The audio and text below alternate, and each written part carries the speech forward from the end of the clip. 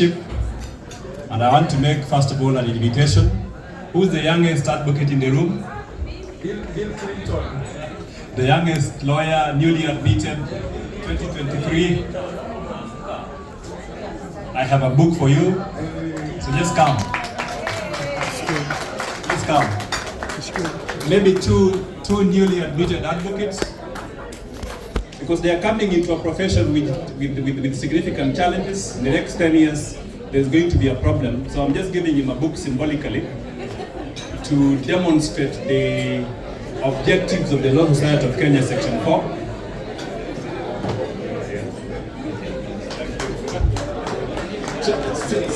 Section 4 of the Law Society of Kenya Act. Who is the next newly admitted advocate? Thank you. So Section 4 of the Law Society of Kenya Act is one of the objectives. Section 4A and B, which has not been fully realized, that is knowledge acquisition. Look at Section 4 of the LSK Act, function number A and B. Law Society of Kenya has a singular, resolute and exclusive obligation to develop the capacity of members when it comes to knowledge acquisition. Good evening, members. Please. So I will just emphasizing, and I will not take a lot of time. Section 4 of the Law Society of Kenya Act requires more in terms of implementation. We need to be more pragmatic on how we implement this section. And you've seen the complaint from the branches. There is no serious devolution, and I believe there is no serious devolution of training opportunities for the branches as well. There are many emerging areas of legal practice where we can do capacity building for lawyers for them to emerge and penetrate these areas of practice. You have climate change as an emerging area of practice. You have food safety regulation. You have policy and legislative support to the county governments as emerging areas of legal practice, which will need serious capacity building. Yeah? So my proposal is that we need to ensure that Law Society of Kenya becomes a little bit more strategic in terms of looking for these training opportunities and getting lawyers in the branches to be able to participate. So that is promise number one. So I believe that it can be done. We just need to be a little bit pushy. We can talk to the World Bank, we can talk to IDLO, we can talk to UNDP to send lawyers from the branches abroad on structured courses for them to acquire that needed knowledge to be able to venture into emerging areas of legal practice. Point number two. There is something which I keep on emphasizing about the legal economy. The legal economy is continuously shrinking. In the next 10 years, if you're not serious as a law society, in the next 10 years, we are going to have a major crisis in the legal profession. The crisis is now manifesting itself as we speak. There are 18 law schools which are producing advocates. Every year, they'll be producing advocates. Next 10 years, we're going to have more than 30,000 advocates. Yet the legal market continuously is shrinking. So my thinking is that we can be more strategic to kick out more than 40% of brokers. We need to deepen up the economy, the legal economy. So we can kick out more than 40% of brokers who do conveyancing and succession business in our courts. We need to adopt proactive policy and strategic legal reforms to ensure that these people are kicked out of the sector. We need to deepen our practice. Secondly, we need to ensure that we bring. Remember, they talked about one of the, I believe, Maureen Odak talked about strong leadership. I'm telling you, to engage this government of Kenya, you need a Law Society of Kenya president who will look them in the eyes and push them that hard. Because there are sectoral reforms which are being done by the Law Society. Please. There are sectoral reforms which are being done by government, which we have to stand very firm. How many of you have seen the Advocates Bill? The Advocates Bill is a bill which is being developed by the Attorney General, and the reason I fault the Law Society of Kenya because they fell into a trap. This Advocates Bill creates an Advocates Fidelity Fund. And the Attorney General is saying you lawyers are thieves, so that when you pay for your PC, you will be able to contribute you must contribute a certain percentage to go into a fund. Remember, this government is creating funds in nearly all the sectors. So they have come in the legal sector as well. They are saying we must create an advocate fidelity fund. You pay for your PC, you must contribute to that fund to compensate members of the public from our thieving tendencies. Clause 75 of the advocates bill, which has been prepared by the Attorney General. That's a bill which you ought to have rejected, but now LSK is saying that we give input to that bill. From my experience as a person who prepares legislation, once you give input to a bill, you have ratified it. The best strategy is to reject. And if you look at the lawmaking process, that bill, if that bill goes to Parliament, it will be enacted into law. That means now we must be more stronger when we push for the resistance of that particular bill, either in a court of law, or we just need to tell the Attorney General to leave the legal profession alone. We can regulate ourselves. You know, there are challenges in the legal profession, but we can do it ourselves. So it's absolutely important that we get strong leadership. And we need this strong leadership. I'm telling you, strong leadership to protect running down business. As we speak, there are certain reforms which are being contemplated by the Ministry responsible for Finance and the Insurance Authority to be able to take running down compensation in an electronic platform. What that means is that if you go into the platform, the price for a leg, if you've lost a life, it will be there. The price for a leg will be there. So you don't need a lawyer. Compensation will be done electronically. That will kill more than 40% of business that is done by legal practitioners. You need the Law Society of Kenya president to be much more strong when it engages with government on some of these issues. So we protect bread and butter issues. We can talk about rule of law issues. That's not a problem. But are we going to talk about rule of law issues when we are hungry? We must protect our business. Look at tax practice. Nowadays, Kenya Revenue Authority is down here. Kenya Revenue Authority, I'm telling you, is down here collecting taxes from businesses. But tax practice has been taken over by accountants. So we need strategic legal reforms to be able to centralize lawyers in the field of tax practice. At the tax tribunal, we don't want lawyers to be the ones whispering to the accountants to make submissions at the tribunal. We are the ones supposed to be making submissions, the accountants whisper to us. It's a practice we must reclaim. We really must reclaim. The idea is that if we don't protect the areas of practice, then we'll have a problem. Then now we can engage in emerging areas of legal practice. Food safety regulation.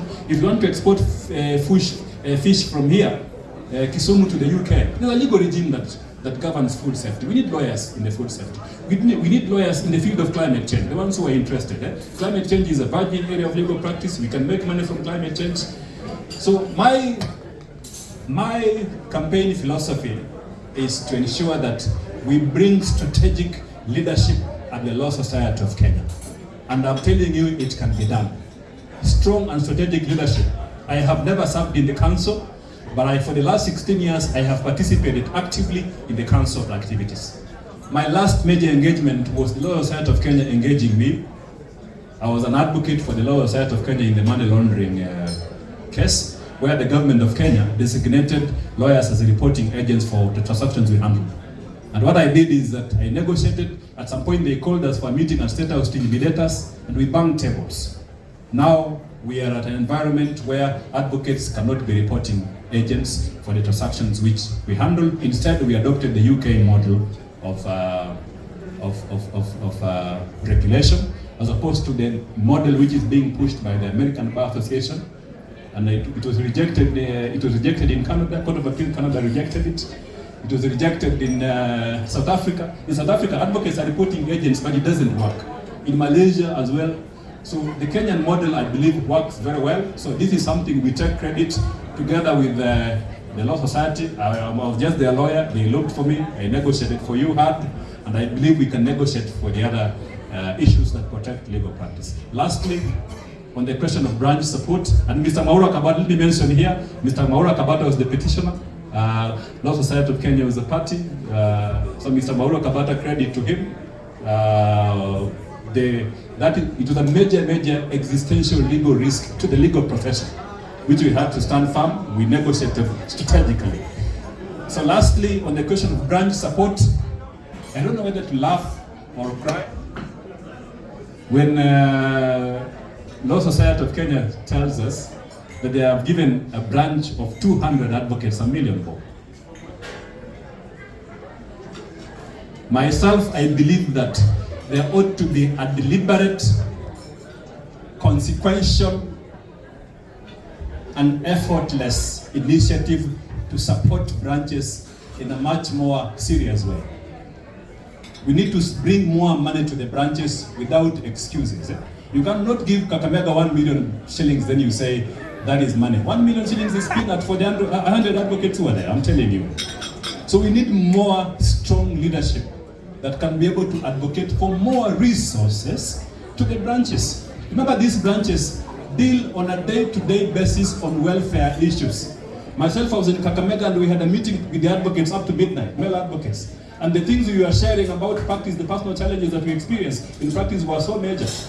They will not tell me from Nairobi that they are experiencing problems down here.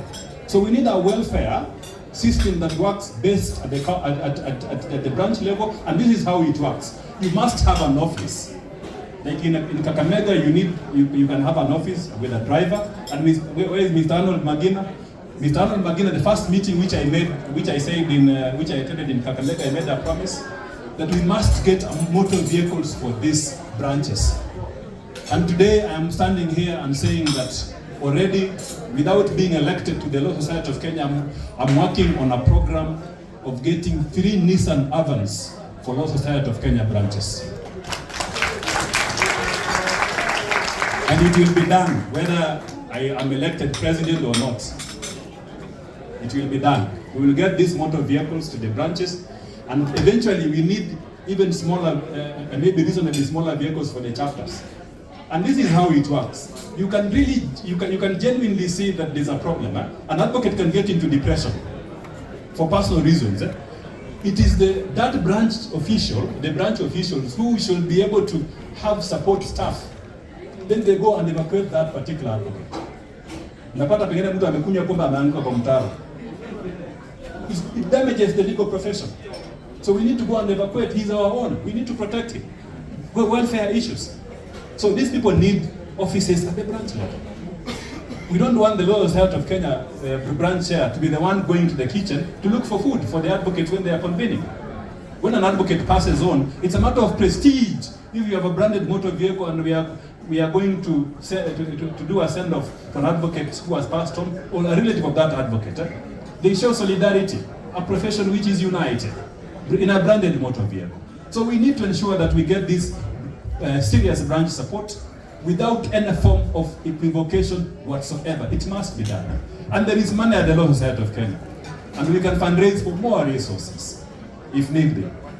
So my name is Peter Wanyama. I am running for Law Society of Kenya President. I seek for your support. And I promise that I will deliver. No excuses for me. I have been in the legal profession for 16 years, not a long time. But I believe that I understand your challenges. I'm your fellow practitioner.